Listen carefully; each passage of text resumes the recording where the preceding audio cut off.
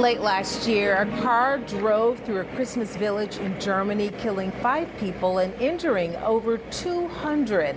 Then, amid New Year's celebrations in New Orleans, 14 people died and dozens more injured after a terrorist drove through a crowd on Bourbon Street. So what can law enforcement actually do to prepare for such a situation, right? Well, this is a question we actually posed to Orlando Police Department and the Orange County Sheriff's Office, since the NFL Pro Bowl game are taking place this weekend. Well, neither law enforcement agencies would discuss specifics about how they plan to handle the crowds or their safety measures with us, but Spectrum News 13's Asher Wildman shows us how local law enforcement agencies are training for a street terrorist type of situation and where. A man in an orange and gray car is terrorizing the streets of our local area. To be clear, this is not a real situation, but it is a type of situation the Sanford Police Department is now training for. I saw the car that they gave the description of drive by the window. A street terrorist driving through a crowd, followed by the suspects in the vehicle. They jump out and start shooting, and which one shoots through the window of the diner that I'm in. These types of situations aren't just made for movies anymore. Deputy Chief of the Sanford Police Department, Trekelle Perkins, says after what took place in New Orleans, Germany, it provided another scenario law enforcement agencies need to be prepared for.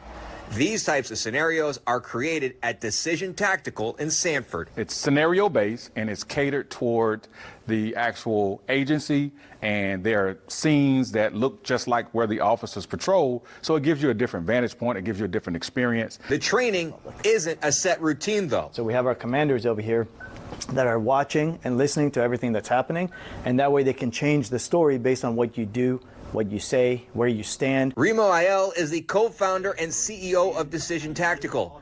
He says dozens of law enforcement agencies have trained in his different situation simulators. But the street terrorist scenario is one drawing more and more interest after recent events. So looking at this situation in New Orleans, there was approximately 12 seconds to react.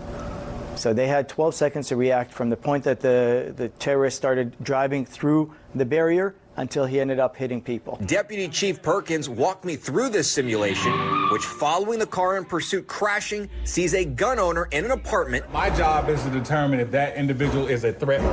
Continue to evaluate. There's an individual down here in the alleyway. I'm not sure what he's doing, so I need to assess him, deal with him in roughly 10 to 15 seconds while hearing gunfire coming to my right, which he then has more to determine at the scene of the initial crash. You would have your weapon out. You look through to see if there's anyone else in the vehicle, and as I get close, I see what appears to be maybe a bomb or something to that sort. I would step back and I would make sure that keep citizens away from that vehicle. Perkins says after that, the area around the vehicle has to be secured and people need to be cleared to safe spots. All of this taking seconds. It's a lot going on, and it's extremely challenging. The officer has to maintain control, they have to maintain focus, and they have to realize that they may be the safety net or the safety mechanism for many individuals that are in this area. Whether it's what happened in New Orleans, Germany, or even Waukesha, Wisconsin in 2021 when a driver in a truck drove through a Christmas parade, real-world incidents can become simulated situations to train for. Unfortunately, there are plenty of examples to work with, and we keep seeing in the news all the bad things that are happening, and then we use that to try to create scenarios to mitigate those situations in the future. Which, as you can see, Central Florida law enforcement agencies are actively training for. Officer, get out of there! In Sanford, Asher Wildman, Spectrum News.